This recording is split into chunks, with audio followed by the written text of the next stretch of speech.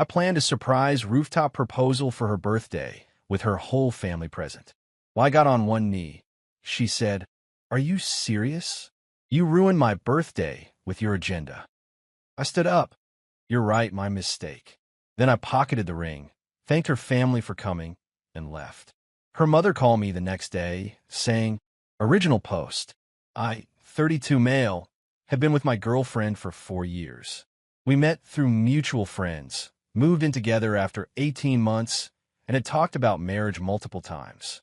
She'd sent me Pinterest boards of rings she liked. She'd mentioned wanting a meaningful proposal, not just some random Tuesday night on the couch. She told her friends she was ready and wondering what was taking me so long.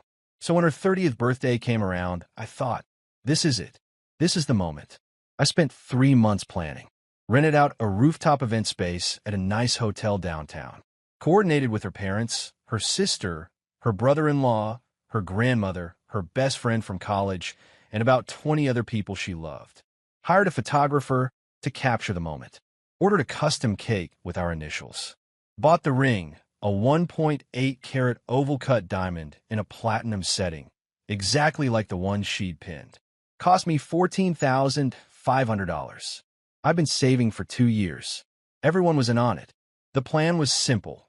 She thought we were going to a small dinner for her birthday with just her parents and sister. When we got to the rooftop, everyone would be there, surprise party style. After an hour of celebrating, I'd give a toast, get down on one knee, and ask her to marry me in front of everyone who mattered to her. I thought it was perfect. I thought she'd love it. The night started great.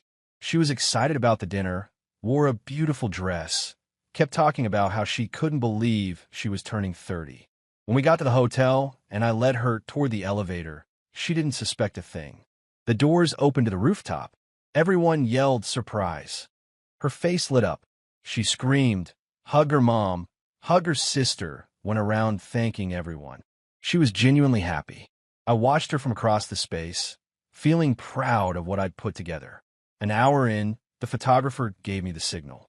It was time. I clinked my glass and got everyone's attention. Gave a short speech about how much she meant to me, how the past 4 years have been the best of my life, how I couldn't imagine my future without her.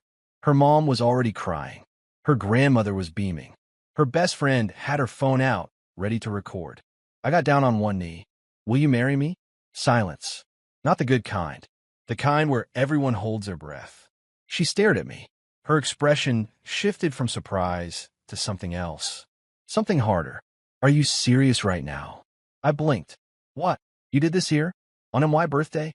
In front of everyone. I was still on one knee, ring box open, heart starting to sink. I thought. You thought what? That you'd hijack my birthday for your agenda? This was supposed to be my night. My celebration. And you made it about you. The room was dead silent. I could see her mom's face going from happy tears to confusion to mortification. I didn't. I wanted to make it special. Special? You couldn't let me have one night that wasn't about what you wanted. You had to make yourself the center of attention.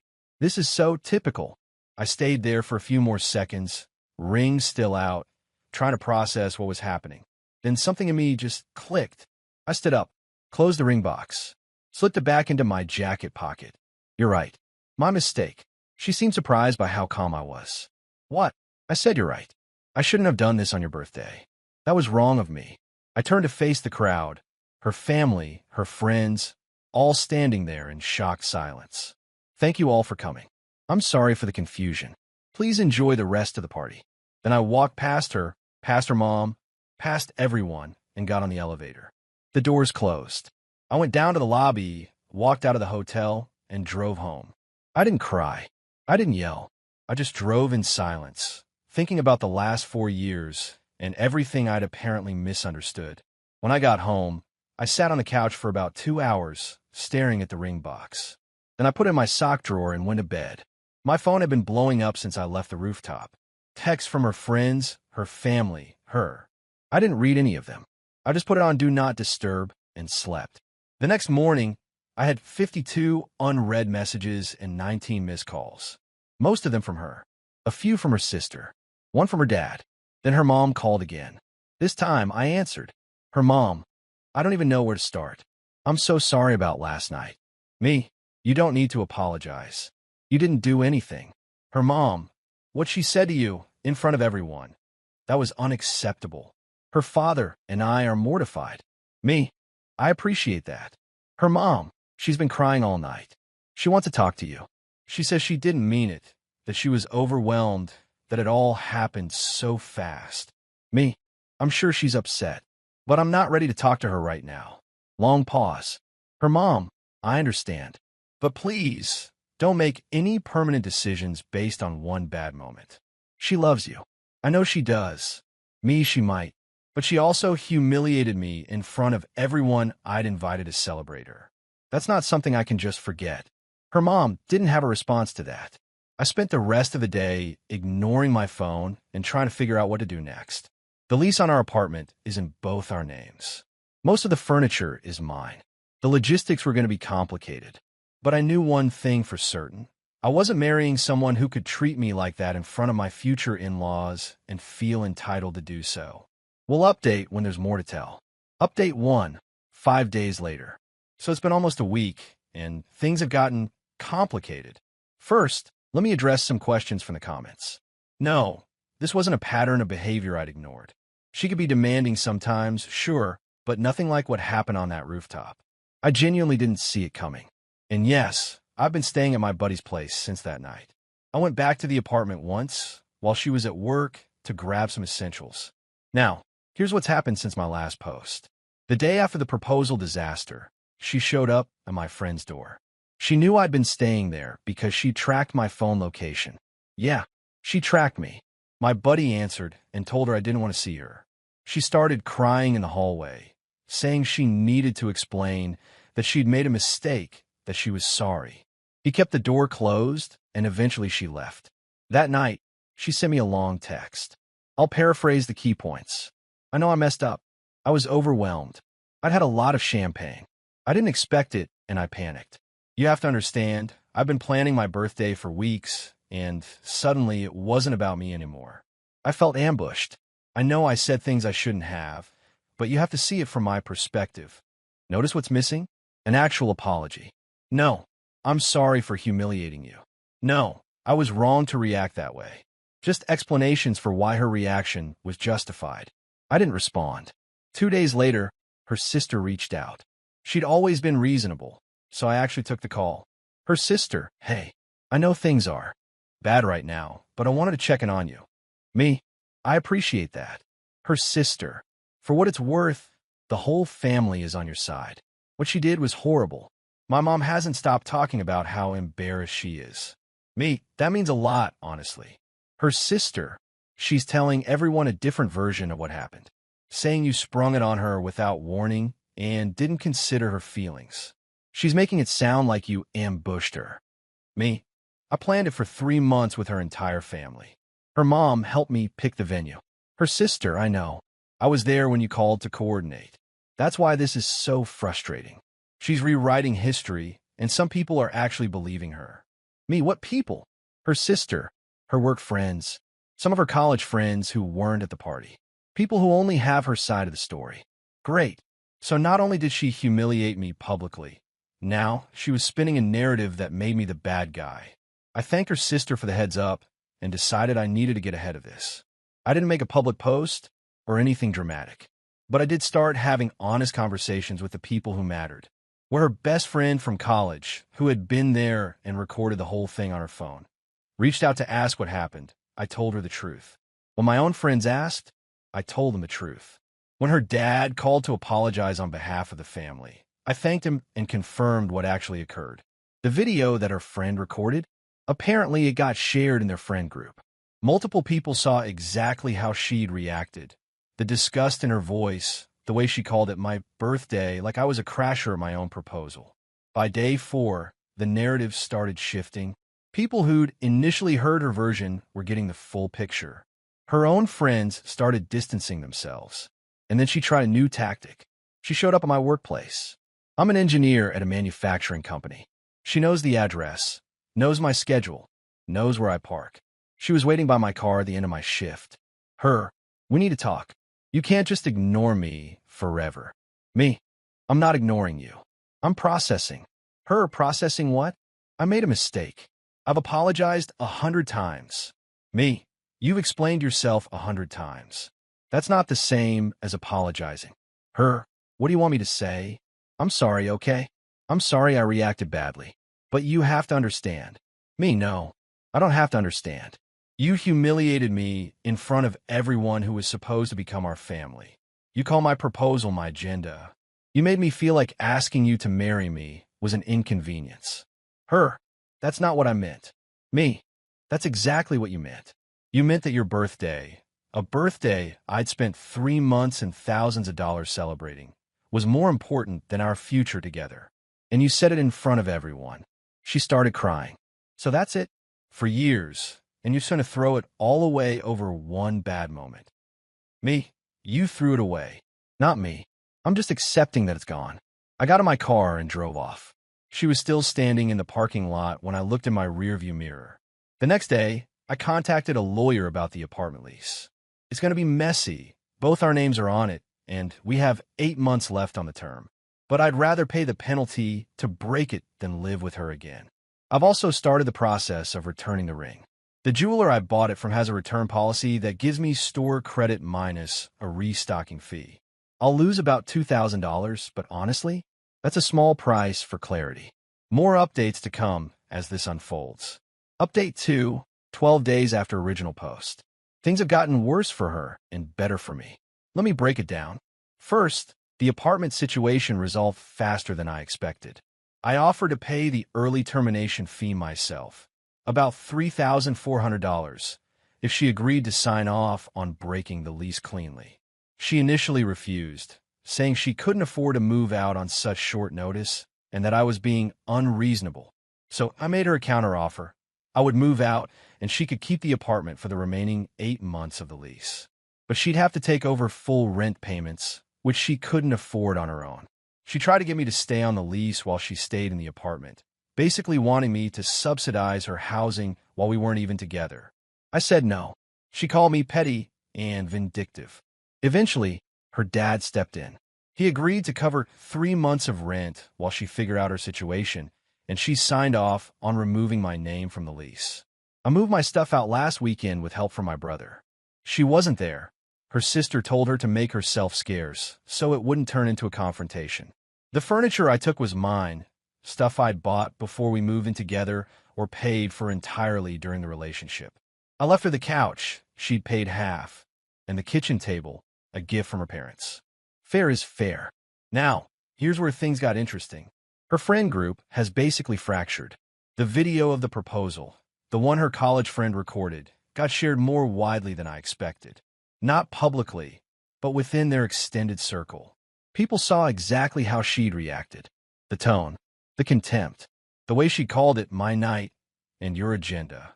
Some of her friends defended her, said she was overwhelmed and didn't mean it. But others watched that video and saw something they couldn't unsee. Her best friend, the one who recorded it, apparently had a confrontation with her about it. Told her that what she'd done was cruel and that she'd watched a man's heart break in real time. My ex apparently responded by saying her friend was taking his side and that she felt betrayed by everyone. They haven't spoken since. Meanwhile, her family has been remarkably decent to me. Her mom sent me a long message apologizing again and saying she'd raise her daughter to be better than that. Her dad called to say he hoped I'd find someone who appreciated me. Her sister has checked in twice to make sure I'm okay. They all still love her. She's family, but they're not defending what she did. And she's noticed. According to her sister, she's been complaining that her own family is siding with the ex and that it feels like everyone has abandoned her. She tried one more time to get me back. Showed up at my buddy's place again. Yes, she tracked my location again and basically demanded I give her another chance. Her, you owe me a conversation. You can't just walk away from 4 years without even trying to work through it. Me, I don't owe you anything. And I'm not walking away without trying. I tried for 4 years. I planned a proposal that I thought would make you happy. You responded by telling me I'd ruined your birthday. Her, I said I was sorry. Me, no. You said you were overwhelmed. You said I should understand your perspective. You said it wasn't your fault because you'd had champagne. That's not an apology. That's a list of excuses. Her, so what do you want? You want me to grovel? You want me to beg? Me? I want you to understand that what you did was wrong. Not understandable given the circumstances. Not a mistake anyone could make. Wrong. Cruel. Humiliating. And until you can say that without a but attached, there's nothing to talk about. She stared at me for a long moment. Then, she said, "You're really going to throw away everything we had over your ego?" My ego. My ego. I got on one knee in front of 30 people, been publicly rejected, and somehow this was about my ego. Me. We're done here. I went back inside. She stood there for about 5 minutes before driving away. That was 3 days ago. Since then, I've blocked her number. Not because I'm afraid of what she'll say, but because there's nothing left to say. The ring is officially returned. Got $12,200 in store credit after the restocking fee. I'm probably going to use it to buy my mom something nice for her birthday next month. She's been incredibly supportive through all of this. Brought me meals, checked in daily, didn't say I told you so even once. My ex is apparently telling people I abandoned her and couldn't handle a strong woman. Her version of events has become more exaggerated over time. Now she claims I barely gave her time to react and that I stormed off like a child when she tried to have a conversation. I don't engage with any of it. The people who matter know the truth. The people who believe her version weren't going to believe me anyway. Final update, 19 days after original post. This is my last update because the situation has more or less resolved, and I'm ready to close this chapter. Let me catch you up on the final developments. The fallout in her personal life has been significant. Not because I orchestrated anything. I genuinely didn't, but because the truth has a way of spreading on its own. Her friend group remains fractured. From what I've heard through her sister, who's been surprisingly forthcoming, about half of her close friends have distanced themselves. The other half are sticking by her, but even they've been careful about what they say publicly. Nobody wants to be associated with the girl who rejected a proposal by calling it an agenda. Her work situation got complicated too. She works in marketing at a mid-sized firm. Apparently, one of her coworkers was also at the party, a woman who'd been invited through a mutual connection. That coworker told other people at the office what happened.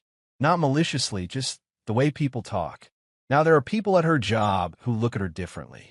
Not discrimination or anything actionable. Just a subtle shift that happens when people learn something unflattering about you. She's complained to her sister that even work isn't safe anymore. Her family situation is strained but stable. Her parents still love her, obviously. They're not going to disown their daughter over a bad reaction at a party. But there's a distance now that wasn't there before. Her mom told her sister that she doesn't recognize the person who said those things and that she hopes therapy helps. Yeah, she started seeing a therapist. According to her sister, it was suggested by her mom after the incident. I genuinely hope it helps her. Not because I want her back.